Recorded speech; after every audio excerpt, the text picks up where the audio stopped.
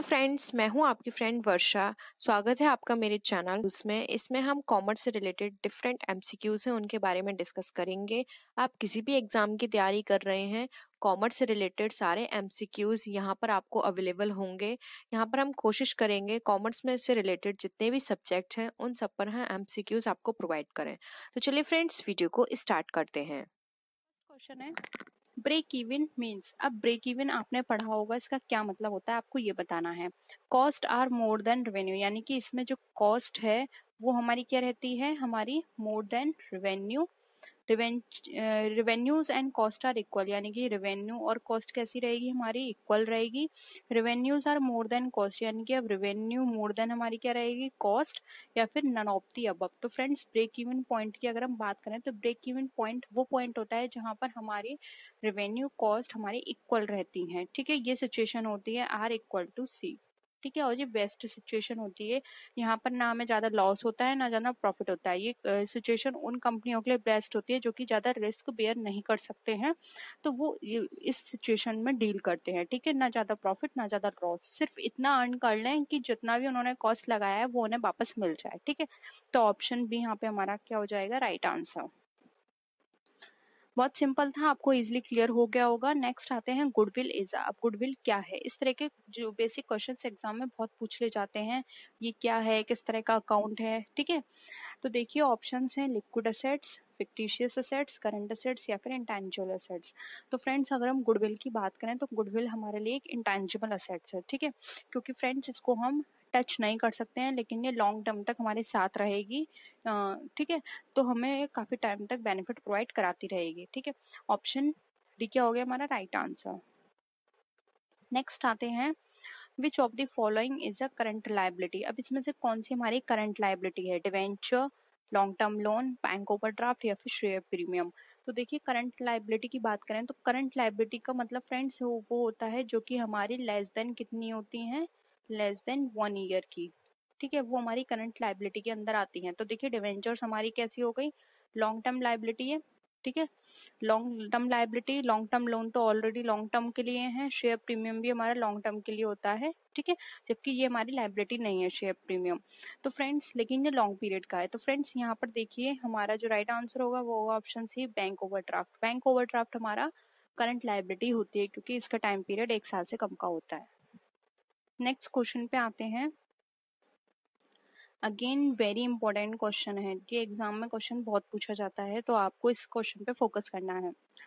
Garner versus Murray relates to. अब friends, आपने अगर पार्टनरशिप पढ़ी है जो कि बहुत इंपॉर्टेंट टॉपिक है, और ये आपने आई होप पढ़ा ही होगा सबने, ये किसी ने स्किप नहीं किया होगा ये चैप्टर। तो पार्टनरशिप में एक रूल आता है गार्नर वर्सेस मोरे रूल। ठीक है, अब आपको बताना है ये रूल जो है वो किससे रिलेटेड है, डेफिशिएंसी अकाउंट से, इंसॉल्वेंसी से, कॉन्ट्रैक्ट से या फिर हायर परचेज से। तो फ्रेंड्स, अगर हम बात करें तो देखिए जो गार्नर वर्सेस मरे रूल है वो पार्टनरशिप के अंदर डिस्कस किया गया है और ये हमारा रिलेटेड है इंसॉल्वेंसी से। गार्नर वर्सेस मरे एक अगर हम बात करें तो एक केस था जो कि इंसॉल्वेंसी पे बेस्ड था। इसकी एक पूरी थ्योरी है किस तरह से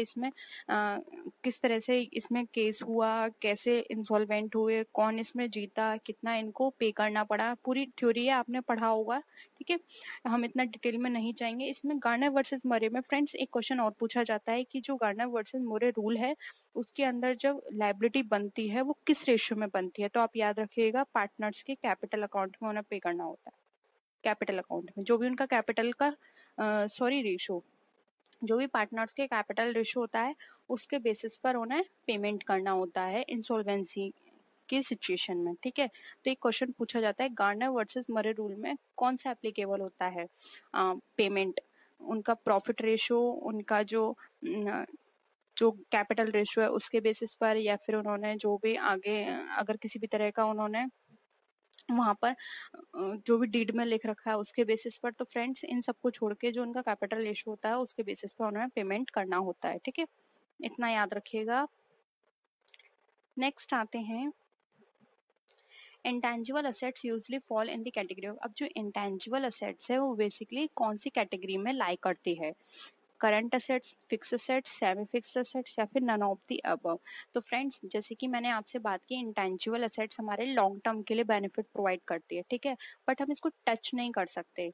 दो तरह की फिक्स एसेट्स होती हैं, दो तरह की एसेट्स होती हैं हमारी लॉन्ग टर्म की। एक होती है हमारी टेंजिबल, एक होती है इंटेंजिबल।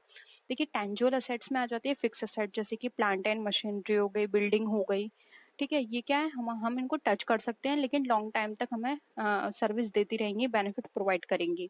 लेकिन इंटेंजिबल में क्या होता है, पेटेंट आ गए, कॉपीराइट आ गए और हमारी गुडविल आ गई, ये हमें लॉन्ग टाइम तक बेनिफिट करेंगी लेकिन हम इनको टच नहीं कर सकते हैं, ठीक है। तो ये इंटेंजिबल एसेट्स जो हैं वो हमारी किस में लाई करती हैं, फिक्स एसेट्स में, ठीक है। ऑप्शन बी यहाँ पे हमारा राइट आंसर हो जाएगा। नेक्स्ट क्वेश्चन पे आते हैं, which one of the following is shown first when the assets are arranged in the order of their liquidity। हमें बताना है कि हमारी जो assets हैं अगर हम liquid basis पर उसको अरेंज करेंगे तो सबसे पहले कौन सी assets हम लिखेंगे, cash in hand, debentures, investment या फिर बीआर।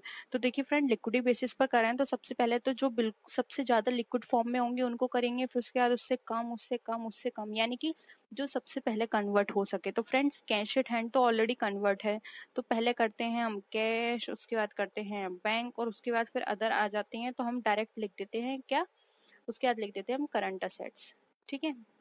लेकिन सबसे पहले कैश फिर बैंक आता है क्योंकि ये ऑलरेडी कैश में लिक्विड फॉर्म में कन्वर्ट है। तो देखिए ऑप्शन ए राइट आंसर होगा, cash in hand. I hope ये भी आपको क्लियर हुआ होगा क्वेश्चन। बहुत सिंपल क्वेश्चन है, बस थोड़ा सा ध्यान देने की जरूरत है और इस तरह के बेसिक क्वेश्चन एग्जाम में पूछे जाते हैं, तो आप ये मत सोचिएगा कि बहुत सिंपल है हमें आते हैं, इस तरह के क्वेश्चन की भी आपको प्रिपरेशन करनी है।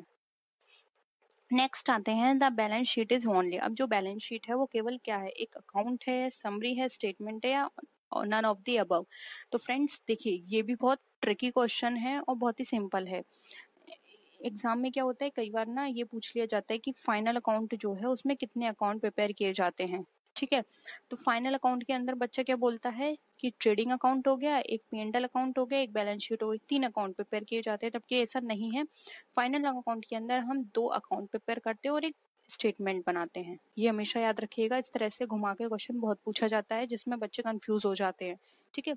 तो हमें 2 अकाउंट प्रिपेयर करते हैं और एंड एक स्टेटमेंट, ठीक है। और कई बार ये भी पूछा जाता है कि हम अपने ऐसा कौन सा स्टेटमेंट है जो कि हमारे फाइनेंशियल पोजीशन बताता है। तो स्टूडेंट्स यहाँ पे भी कंफ्यूज हो जाते हैं कि स्टेटमेंट की बात कर रहा है जबकि हम तो वहाँ पे फाइनल अकाउंट लिखते हैं और उसके अंदर बैलेंस शीट भी आता है, तो वो तो अकाउंट है। नहीं फ्रेंड्स, बैलेंस शीट को हम स्टेटमेंट के फॉर्म में ही बोलते हैं और ये हमारा स्टेटमेंट कहलाता है, ठीक है। क्योंकि ये हमें एक समरी दे, वो एक हमें एक स्टेटमेंट या एक तरह से हमें रिपोर्ट प्रोवाइड कर रहा है हमारी पोजीशन की, एक स्टेटमेंट दे रहा है, ठीक है। तो यहाँ पे ऑप्शन सी राइट होगा। नेक्स्ट आते हैं, teeming and lading relates to. अब जो टीमिंग और लैडिंग है वो हमारी किससे रिलेटेड है, pilferage of stock, misappropriation of cash, frauds relating to the receipts of money from debtors या फिर bribery of cash from some benefits। तो फ्रेंड्स स्ट्रीमिंग और लैडिंग की बात की गई है तो ये हमारी फ्रॉड से रिलेटेड होती है, जो कि फ्रॉड हमारे डिवेंचर्स से मनी रिसीव करने के टाइम पर किए गए होते हैं। तो ऑप्शन सी यहाँ पे हमारा क्या हो जाएगा, राइट आंसर। नेक्स्ट है question, acid ratio test ratio is. अब एसिड टेस्ट रेशो होता है वो किस तरह से निकाला जाता है, current assets, current liability, quick assets, quick liability, total asset, total liability या फिर फिक्स असेट्स, फिक्स्ड लायबिलिटीज। तो फ्रेंड्स यहाँ पर बात की गई है हमारी एसिड रेशो की। तो देखिए एसिड रेशो निकालते हैं, हम लिखते हैं quick assets upon current liabilities, ये हमारा कहलाता है एसिड टेस्ट रेशो। और यहाँ पर बात की जा रही है करंट असेट्स और करंट लायबिलिटीज की, तो ये हमारा क्या है, ये आपको कमेंट सेक्शन में बताना है, बहुत ही सिंपल है। करंट असेट्स और करंट लायबिलिटी हम करते हैं तो कौन सा रेशो निकालते हैं, ठीक है, ये आपको पता होना चाहिए। QA अपॉन CL जो होता है वो हमारा एसिड टेस्ट रेशो होता है, ठीक है। नेक्स्ट आते हैं,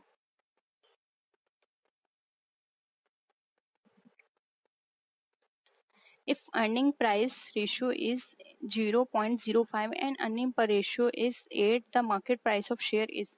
अब हमें बताना है मार्केट प्राइस ऑफ शेयर यहाँ पर हमारा कितना होगा। तो देखिए यहाँ पर अगर हम बात करें तो देखिए इसका यहाँ पर राइट आंसर हो जाएगा ऑप्शन नंबर सी, जो कि होगा हमारा 160। अब ये 160 कैसे है, ये कैलकुलेशन आपको करनी है, क्योंकि मैंने आपको बता दिया आपको क्या करना है, मार्केट प्राइस बताना है, और हमें क्या दे रखा है, ईपीएस दे रखा है, और साथ ही हमें ईपी दे रखा है। तो आपको ये फॉर्मूला भी कमेंट सेक्शन में बताना है कि ये फॉर्मूला यहाँ पे कौन सा पुट किया गया है, और साथ ही साथ आपको ये सॉल्व करके बताना है, ठीक है। क्योंकि मैंने डायरेक्ट आपको आंसर बता दिया है, अगर आप इतना करेंगे तो इससे क्या होगी, आपकी प्रैक्टिस भी होगी और आपको ये इजीली याद भी हो जाएगा। नेक्स्ट आते हैं,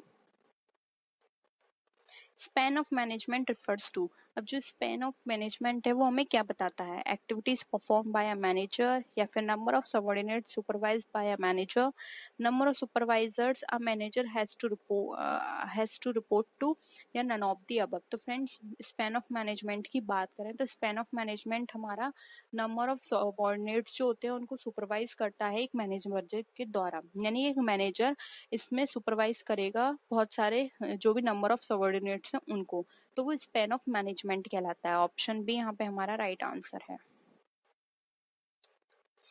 नेक्स्ट क्वेश्चन है, MBO refers to. Ma'am, MBO का क्या मतलब होता है? ऑप्शंस हैं, मैनेजमेंट बाय ऑब्जेक्टिव्स, क्या एक टेक्निक है ऑर्गेनाइजेशन गोल को अचीव करने की, परफॉर्मेंस रिव्यू करने की, या फिर नन ऑफ दी अबव। तो फ्रेंड्स, यहाँ पे एमबीओ की फुल फॉर्म पूछी है तो इसका राइट आंसर होगा ऑप्शन नंबर ए, जो कि हमारा मैनेजमेंट बाय ऑब्जेक्टिव्स, ठीक है। नेक्स्ट आते हैं, who has propounded the X and Y theory. Again very important, ये एक्स एंड वाई थ्योरी बहुत पूछी जाती है। मैकग्रेगर, ब्रूम, हर्ट्सबर्ग, या फिर ओडोनिल। तो friends, X and Y theory की बात करें तो ये थ्योरी दी है मैकग्रेगर ने। ऑप्शन ए यहाँ पे हमारा राइट आंसर है। नेक्स्ट है, who introduce the concept of MBO. MBO का कॉन्सेप्ट किसने इंट्रोड्यूस किया था? Mary Parker Follett, Keith Davis, Peter Drucker, या फिर नन ऑफ दी अबव। तो फ्रेंड्स, यहाँ पे एमबीओ की बात की गई, यानी कि मैनेजमेंट बाय ऑब्जेक्टिव्स की ये कॉन्सेप्ट दिया था हमारा पीटर एफ ड्रकर ने, ठीक है, Peter Frederick Drucker. Option C right answer है। नेक्स्ट क्वेश्चन है, the concept of management grid has been propounded. Again ये भी बहुत इंपॉर्टेंट है, मैनेजमेंट ग्रिड के बारे में भी बहुत पूछा जाता है, किसने दिया है कॉन्सेप्ट। तो देख लेते हैं ऑप्शंस हम, ब्लैक एंड मॉर्टन, लिकर्ट, फेडलर, या फिर नन ऑफ दी अबव। तो फ्रेंड्स, मैनेजमेंट ग्रिड की बात करें तो देखिए यहाँ पे ऑप्शन ए राइट आंसर होगा, ब्लैक एंड मॉर्टन ने ये कॉन्सेप्ट। तो फ्रेंड्स, ये थी आज की वीडियो। आई होप आपको आज के क्वेश्चंस पसंद आए होंगे। अगर वीडियो पसंद आए तो वीडियो को लाइक कीजिए, अपने फ्रेंड्स के साथ शेयर कीजिए, और किसी भी तरह की कोई भी क्वेरी हो या आप सजेशन देना चाहते हैं तो आप नीचे कमेंट सेक्शन में लिख सकते हैं। तो फ्रेंड्स, नेक्स्ट वीडियो में हम फिर मिलते हैं और भी अच्छी वीडियोस के साथ। तब तक के लिए बाय बाय।